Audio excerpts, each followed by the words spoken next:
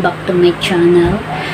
At kung bago lang po kayo sa channel ko, pakisubscribe, Idilan Official. Ayan, and thank you sa lahat ng mga supporters ko. Ayan, subscriber and non-subscriber at yung mga, ayan, viewers, silent viewers. Ayan, thank you all and I really appreciated your support. Maraming salamat. Ayan, at bago po ang lahat, sana po ay nasa mabuti tayong kalagayan at ligtas sa anumang kapahamakan. Ayan, ingat po tayong lahat. And hopefully we are blessed sa isi-share ko na scripture pang a Bible. Ayan, na pwede natin i-apply sa buhay natin everyday. Ayan, dahil ito ang tamang ways ng pamumuhay. Ayan, para hindi tayo maligaw. Genesis, ayan, chapter 8, ito na po, from verse 1 to 33. Ayan. At sana po ay mabless tayo pag narinig natin ang message from God. Ayan. The Lord appeared to Abraham near the great trees of Mamre while he was sitting in the entrance to his tent in the heat of the day. Abraham looked up and saw 3 men standing nearby. When he saw them, he hurried from the entrance of his tent to meet them and bowed low to the ground. He said, "If I have found favor in your eyes, my Lord, do not pass your servant by. Let a little water to be brought, and then you may all wash your feet and rest under his tree. Let me get you something to eat so you can be refreshed and then go on your way, now that you have come to your servant." "Very well," they answered, "do as you say." So Abraham hurried into the tent to Sarah quick. He said, "Get 3 seah of the finest flour and knead it and bake some bread." Then he ran to the herd and selected a choice tender calf and gave it to a servant, who hurried to prepare it. He then brought some curds and milk in the cup that had been prepared and set this before them. While they ate, he stood near them under a tree. "Where is your wife Sarah?" they asked him. "There in the tent," he said. Then one of them said, "I will surely return to you about this time next year, and Sarah, your wife, will have a son." Now Sarah was listening at the entrance to the tent, so it was behind them. Abraham and Sarah were already very old, and Sarah was past the age of childbearing. So Sarah laughed to herself as she thought, "After I am worn out and my Lord is old, will I now have this pleasure?" Then the Lord said to Abraham, "Why did Sarah laugh and say, 'Will I really have a child now that I am old?' Is anything too hard for the Lord? I will return to you at the appointed time next year, and Sarah will have a son." Sarah was afraid, so she lied and said, "I did not laugh." But he said, "Yes, you did laugh." When the men got up to leave, they looked down toward Sodom, and Abraham walked along with them to see them on their way. Then the Lord said, "Shall I hide from Abraham that I am about to do? Abraham will surely become a great and powerful nation, and all nations on earth will be blessed through him. For I have chosen him so that he will direct his children and his household after him to keep the way of the Lord by doing what is right and just, so that the Lord will bring about for Abraham what he has promised him." Then the Lord said, "The outcry against Sodom and Gomorrah is so great and their sins so grievous, that I will go down and see if what they have done is as bad as the outcry that has reached me. If not, I will know."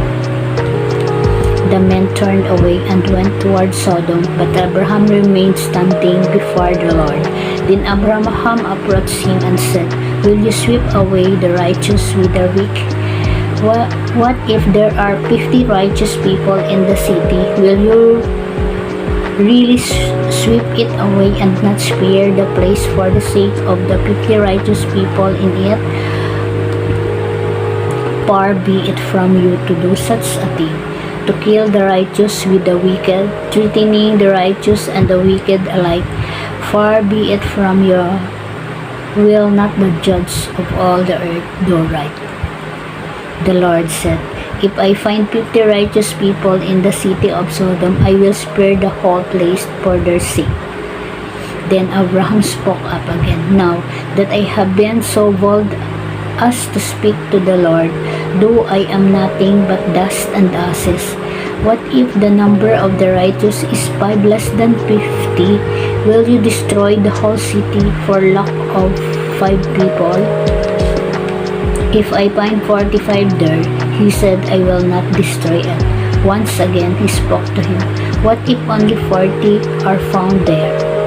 He said, for the sake of 40 I will not do it. Then he said, may the Lord not angry, but let me speak. What if only 30 can be found there? He answered, I will not do it if I find 30 there. Abraham said, now that I have been so bold as to speak to the Lord, what if only 20 can be found there? He said, for the sake of 20 I will not destroy it. Then he said, may the Lord not be angry, but let me speak just once more. What if 10 can be found there? He answered, for the sake of 10 I will not destroy them. When the Lord had finished speaking with Abraham, he left and Abraham returned home. Ay na-bless tayo sa ating narinig. Ayan, sabi ni God, kahit may 10 mabuti daw sa Sodom, hindi niya sisirain ang kanilang place. Pero subalit malalaman natin in later time na ang Sodom at Gomorah din. Ayan guys, hopefully ay na-bless tayo sa narinig natin. Ayan, what we listen, at kung ano yung gusto ni God na iparating sa atin. Ayan, sana po ay maging gabay natin sa bawat araw. Ayan, dahil yan ang tamang pamumuhay. Kagaya nga from Sodom, ayan, at Gomorrah. Ayan, sabi ni God, kung mayroon daw 10 tao na mabuti doon, hindi niya i-destroy yung city nila. At malalaman kasi napakasama ng mga tao doon in Sodom at Gomorrah. Kaya sa mga letter chapter ng Book of Genesis, ayan, malalaman natin kung anong ginawa ni God sa kanila. Ayan. Kaya pakinggan natin kung anong pinaparating sa atin ni God, which is